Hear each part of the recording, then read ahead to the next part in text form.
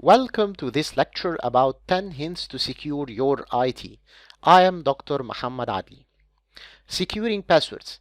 Passwords are the most common used option for securing accounts, domain accounts, social media accounts, email accounts, and others. So always change the default password of your domain user or of any account you are dealing with.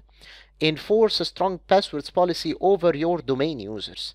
So every account should have a passwords, and passwords are mandatory for all accounts.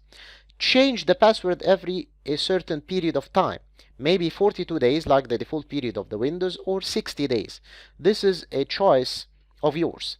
Do not use passwords from your history when you are changing your password. So enforce not using password history, maybe up till 5 passwords from your history.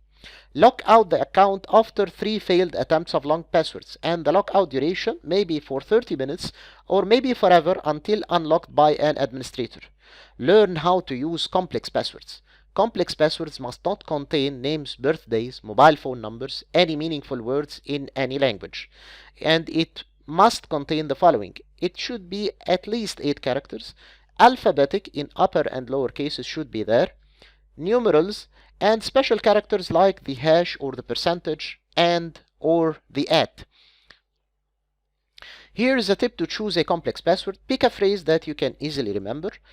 Like, when I stub my toe, I say exclamation @ $, percentage 5 times.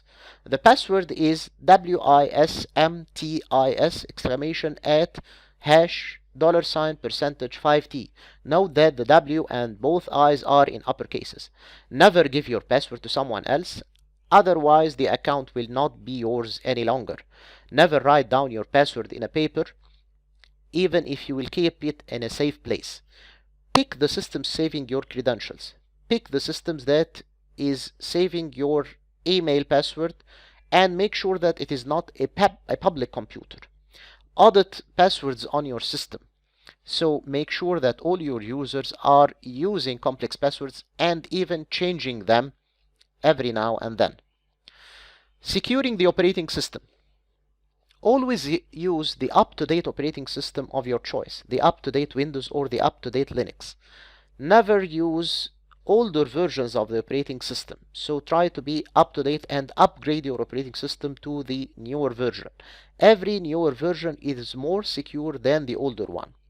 Consider migrating to open source products if convenient. Linux is more secure sometimes, even if it is open source, but it offers more security features than others.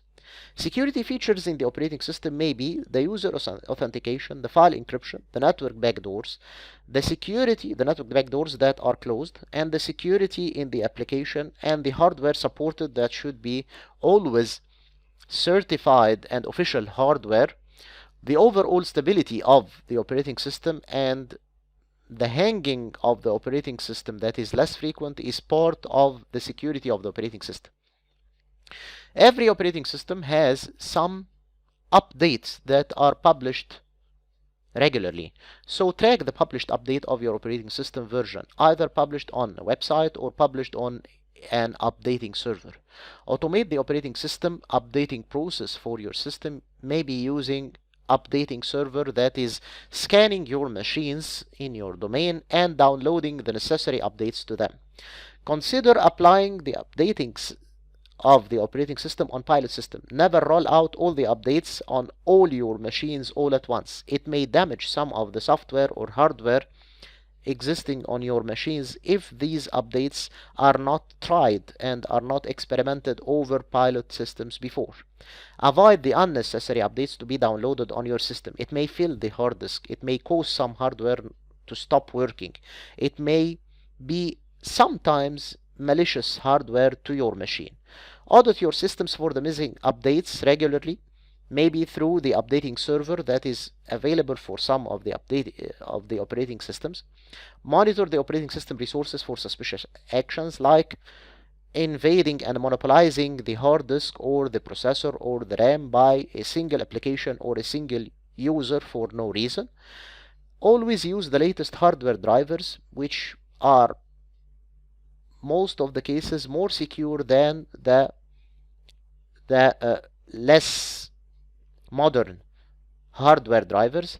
Avoid connecting suspected, I mean by suspected here, not the official hardware, either internal or external. Internal hard disks, external printers, or external hard disks may cause some damage to your operating system if it is not official, if it is not something that is brand name, and it is not something that is not original. Avoid connecting your machine to unknown networks, either wired or wireless, for not downloading malicious software to your machine.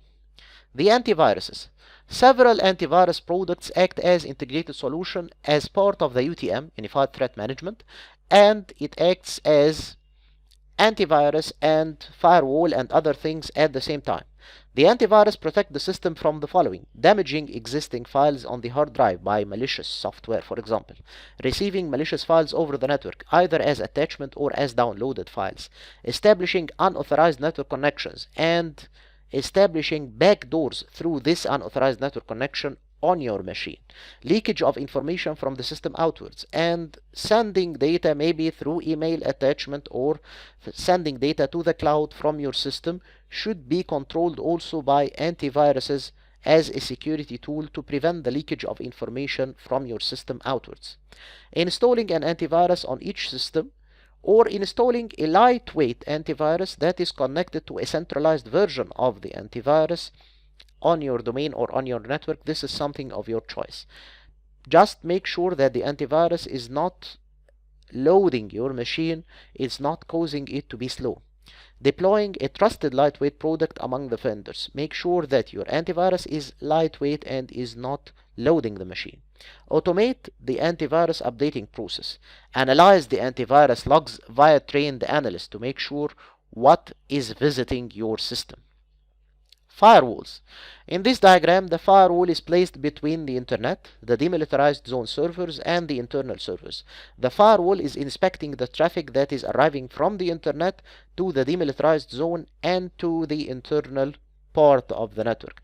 The firewall is inspecting the traffic from the three parts of the network that is coming inwards and outwards. This inspection protects the three parts of the networks from each other. The firewall here in this diagram is placed between the wireless section and the wired section. The wireless section is more suspicious than the wired one, so it needs a firewall to be placed to inspect the traffic arriving from the wireless to the wired section of your network. The firewall main responsibility is to make sure that every traffic leaving your network belongs to your network, and every traffic entering your network does not belong to your network. So only people from outside can send data to inside, and only people from inside can send data to outside. This is an important rule and essential rule that should be there in your firewall. The firewall should make sure that your demilitarized zone is properly configured. Your DNS server is open only for port 53, your web server is open only for port 80 and port 443, and your mail server is open only for port 25, only for TCP and UDP for the DNS server and port 53. The IDS and the IPS and the honeypots. The IDS is an alarm system that can be placed in a network like in this diagram, which is placed in the input of the firewall between the internet and the firewall, and placed at the output of the firewall in the demilitarized zone as well as on the internal network. It scans the traffic, sniffs the traffic, and sees what is the action of the firewall and how it is acting. It is giving me an insight of the input of the firewall and the output of the firewall to the two networks, the demilitarized zone and the internal network. The IPS and the network IPS is recommended to be on the learning mode first, which means that the IPS should learn about what is normal about the traffic, the topology, and the architecture of the network to know what is abnormal afterwards. Trained analysts should analyze the output and the logs of this IPS. It is not a replacement of a firewall to put an IPS or an IDS. The honeypots is most commonly used when your servers like mail servers, web servers, or DNS servers are drawing most of the fire on your internet and are under attack for a long period of time. So you should have some honeypots with no data acting as fake mail servers or web servers or DNS servers and having their non-service ports instrumented or monitored, which means you should monitor all the ports on the web server except port 80 to see who is trying to access your web server on a port that is not port number 80. The end result could be to slow down the pace of the attacks and increase your arrests and have some digital forensics against your attackers that you should claim against them. Honeypot is an advanced technique, so do not use it if you are not fully aware about it. Do everything else before using it. It is the best way to capture new worms for analysis, zero-day worms if you are interested to do so. The risk of having an attacker to use the honeypot if they break the controls, so be aware of this risk and do not use a honeypot as a backdoor to your network. Securing routers. The router itself is a means of security, and the router placement between several networks divides the network into several broadcast domains, which means that the traffic in the right side of the router is not passing to the left side unless the router allows so through its access control list. So dividing your network and placing routers between the sections of your network is a means of security. So be aware who are the users on the same broadcast domain and who are the users that are separated through a router. Securing routers is done through the placement of the router itself during the design phase of the network. So routers protect users from other broadcast domains and protect users from one broadcast domain to arrive to another broadcast domain.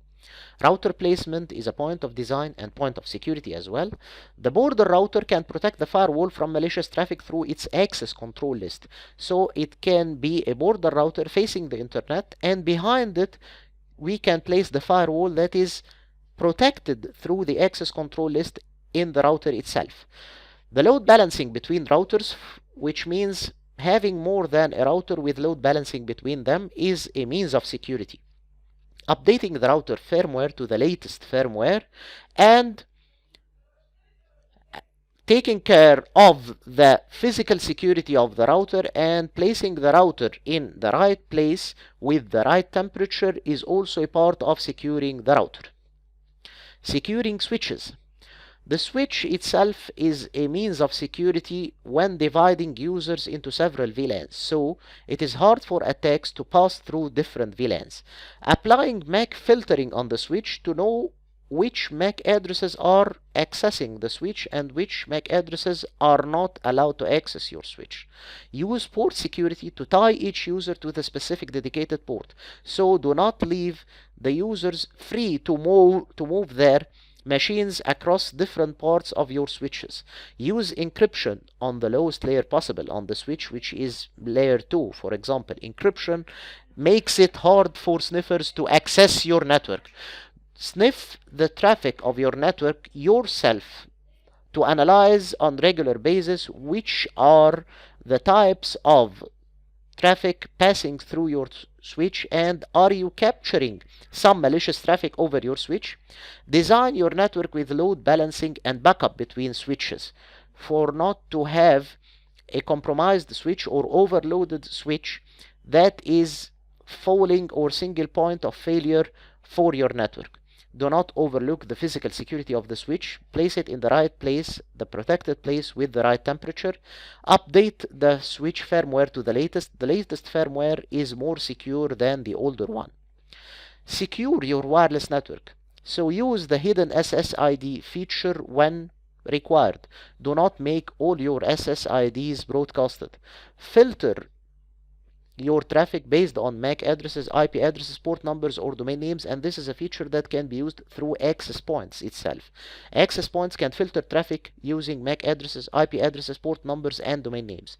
Apply encryption whenever possible, like the WPA, WPA2, and the advanced encryption standard AES. Securing the wireless network includes as well limiting the visibility of your access point inside your premises. Check for rogue access points in your network that are access points with least security, and at the same time allowing users to access your network and you are not aware of such access and of such existence for the rogue access points. Restrict the wireless access to ISPs through modems, USB modems, so restrict your users from doing so. Separate the wireless from the wired sections by VLANs and firewall, because the wireless is suspected and the wireless is more exposed to attacks. Update the firmware of your access point regularly. The latest firmware has more security options than the older one.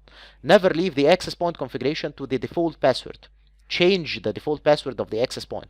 Do not overlook the physical security of your access point. Place it in the right place with the right temperature.